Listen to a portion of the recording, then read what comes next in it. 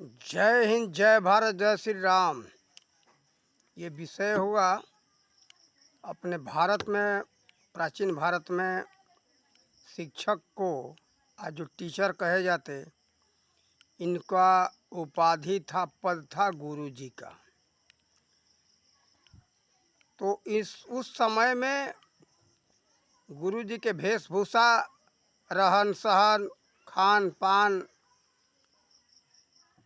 सभी क्रियाएं अलग थे, सभी कार्य अलग थे। उस समय गुरु जी को मान सम्मान मिलता था, बच्चों में अच्छा संस्कार देते थे, बच्चों को, अपने विद्यार्थियों को पुत्र के समान मानते थे। जैसे संदीपनी महर्षि के समय का उदाहरण मिल रहा है। माताजी संदीपनी की जो पत्नी थी, विद्यार्थियों को अपने पुत्र के समान रखती थी। ऐसे हमको पुस्तकों में भी पढ़ने को मिला है, प्राचीन काल का जो इतिहास है उसमें, कि गुरुजन शिष्य को अपने पुत्र के समान समझते थे। उस समय शिष्य भी अपने गुरु को मान सम्मान देते थे, इज्जत करते थे, और उनका बहुत ऊंची कोटि का संस्कार था खुद का। खुद जो है स्वयं अच्छे रास्ते पर चल कर के शिष्य को उचित मार्गदर्शन देते थे। ये केवल कथनी तक नहीं था, स्वयं उनके अंदर करनी था, करनी करके दिखाते थे शिष्यों को। उसी रास्ते पर शिष्य चलते थे। इसलिए शिष्य जो जितने शिष्यगण थे, गुरु जी को भगवान का उपाधि देते थे।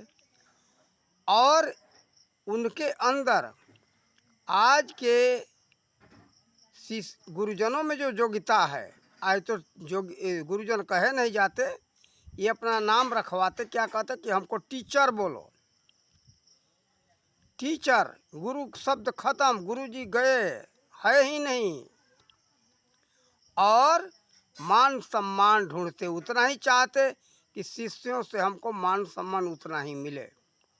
तो कैसे संभव हो सकता है? न आचार विचार है, न वह नाम है, न वह कर्म है, कुछ भी नहीं है, केवल थोड़ा सा कथनी है। वो विषय तो है ही नहीं। उन गुरुजनों के अंदर भौतिक, अधिभौतिक और आध्यात्मिक तीनों विद्याओं का ज्ञान था। तो देखो, इस छोटे से वीडियो में हम भौतिक और अधिभौतिक का तो आध्यात्मिक का विषय नहीं समझा पाएंगे। अध्यात्म विषय बहुत गहरा विषय है। अध्यात्म जो है सीधा आत्मा और परमात्मा से मेल कराता है, आत्मा का साक्षात्कार होता है, अपने को, ईश्वर को जानने का उसमें विधि विधान है। इसीलिए हर विद्यार्थियों में सद्भाव था, और लोक परलोक के विषय में भी वो समझते थे, जानते थे। इसलिए उस समय गुरु जी का सम्मान था। कारण कि वो गुरु जी सतगुरु भी थे, इसलिए उनकी उपाधि दी जाती थी कि गुरु ब्रह्मा गुरु विष्णु गुरु देवो महेश्वर, गुरु साक्षात परब्रह्म तस्मै श्री गुरुवे नमः। ये उपाधि थी उनकी। कारण कि सत्य का ज्ञान भी कराते थे, उनके अंदर इतना क्षमता था, इतना ज्ञानी थे वो। केवल ये नहीं कि भौतिक विद्या का केवल शिक्षा दे दिए, केवल थ्योरी यानी पढ़ा करके बता दिए, अक्षरीय ज्ञान करा दिए, इसलिए उनका मर्म इतने में नहीं होता था। उनके पास भौतिक, अधिभौतिक और आध्यात्मिक तीनों विद्याएं थी, और प्रयोगात्मक शिक्षण प्रशिक्षण देते थे वो। तो देखो, इसलिए उनका मान मर्यादा था। आज के जितने ये टीचर जो हैं, कहते, अपने को कहते भी नहीं, इनका खान पान, रहन सहन, पहनावा वो विद्या है नहीं, और मान सम्मान उतना ही चाहते। बहुत से हमने आज के शिक्षकों से सुना है, अरे गुरु इसी से तो गुरु का कोई कदर ही नहीं करते। अरे भाई उतनी योग्यता तो लाओ अपने अंदर, वो देखो कि हमारे अंदर कमी क्या है। ये कमी नहीं देखते, मान सम्मान उतना ही ढूंढते कि उतना ही चाहिए हमको मान सम्मान। अरे अपने अंदर उतना योग्यता लाओ, अपने अंदर देखो कि हमारे अंदर कमी क्या है।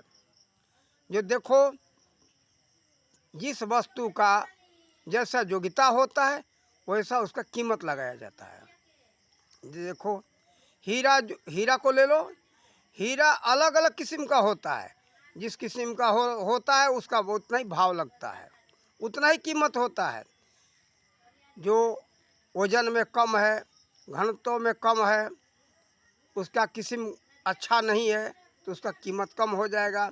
तो देखो कीमत लगता है योग्यता के ऊपर, उसके किस्म के ऊपर। उस किस्म के नहीं हो कि वह उपाधि मिले, वह पद, वह मान सम्मान ये चीज़ से दें, तो वह न तो शिक्षा है, न आपके अंदर योग्यता है, और न तो कुछ भी नहीं है। कोई विद्या है क्या आपके पास? भौतिक, अधिभौतिक और आध्यात्मिक तीनों विद्या है? नहीं है। और आज के माता पिता भी ऐसे कहते, अरे हमको तो मानते ही नहीं। कैसे माने भाई? कारण कि वो वैसा योग्य आप माता पिता नहीं हो, आपके अंदर वो चीज़ नहीं है, माता पिता की योग्य नहीं हो। इसीलिए हमने एक पुस्तक में लिखा है कि संतान पैदा करने से पहले अपने माता पिता के योग्य बना लो, तब संतान पैदा करो। ये नहीं कि केवल हम कुत्ते बिल्ली की तरह पैदा तो कर दिए, अपने अंदर योग्यता नहीं। तो योग्यता नहीं तो आपका कदर भी वैसा ही हो। तो देखो वैसे अब देखो एक ज़्यादा पहले का उदाहरण नहीं देते, छत्रपति शिवाजी के समय का ही उदाहरण देते। और कारण कि सारी विद्याएं छत्रपति शिवाजी को छत्रपति शिवाजी की माता ने दी थी। और आगे चलो हनुमान जी के समय में माता अंजनी ने सारी विद्याएं हनुमान जी को दिया था। इसलिए जब समय आया, माता कहने लगी, पिता कहने लगे, अंजनी और केसरी कहने लगे कि अब ये थोड़ा बड़ा हो गया, इसको गुरुकुल में भेजा जाए, महाराजा सूर्य के गुरुकुल में। तो वहाँ इनका नाम मारुति पड़ा है।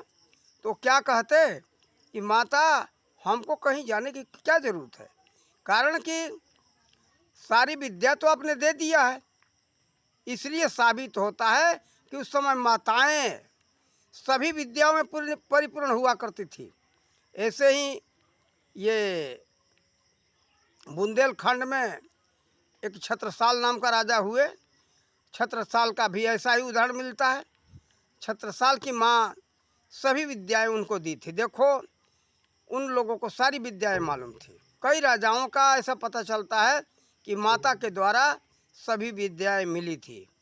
जो इतना कठिन युद्ध विद्या माना जाता है, ये सारी विद्याएं माताओं के पास था।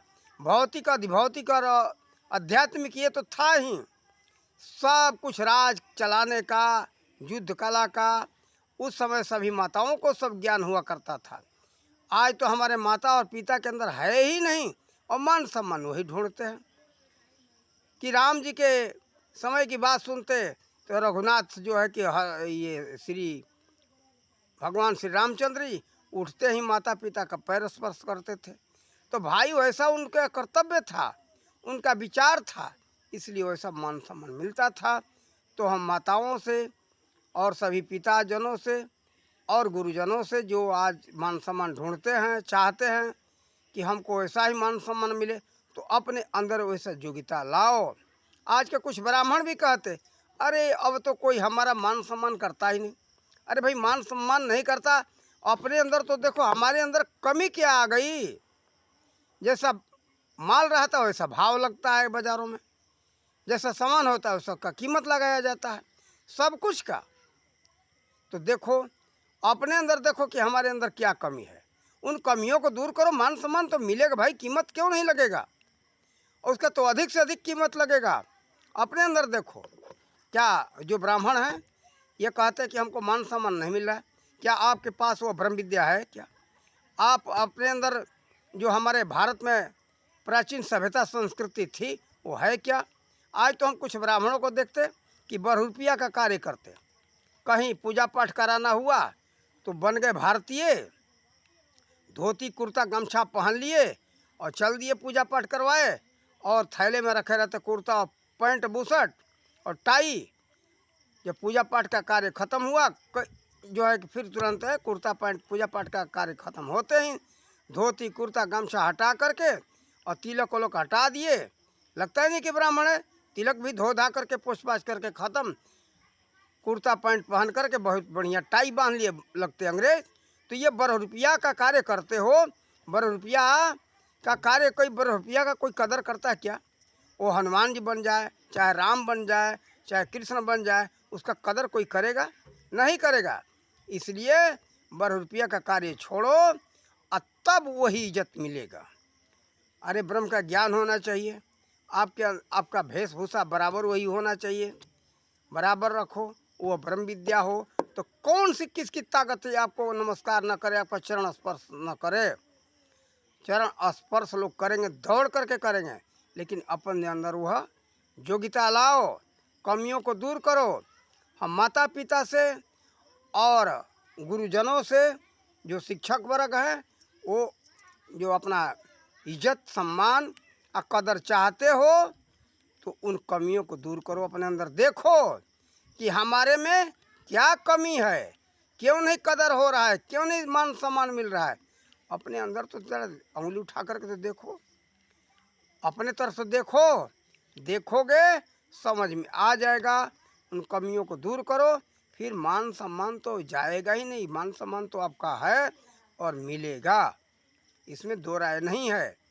इसलिए हमने सोचा कि आज जो ये शिक्षक वर्ग अपने को कहते, तो देखो भारतीय जो जितना हिसाब किताब था, जो हमारी यहाँ की शिक्षा नीति थी, जो विद्याएं थी, वो अपने अंदर लाओ। वो जो संस्कार था जो गुरुजनों में, वो संस्कार अपने अंदर लाओ। वह सब कुछ लेकर के आओगे अपने अंदर तो आपका मान सम्मान होगा, इसमें दो राय नहीं है। और हम अधिक होगा आगे चल करके तो इस पर अच्छा एक वीडियो बनाएंगे, एक छोटा सा बना रहा हूँ आप लोगों के लिए। और इन्हीं शब्दों के साथ अपने वाणी का विराम देते। जय हिंद, जय भारत, जय श्री राम।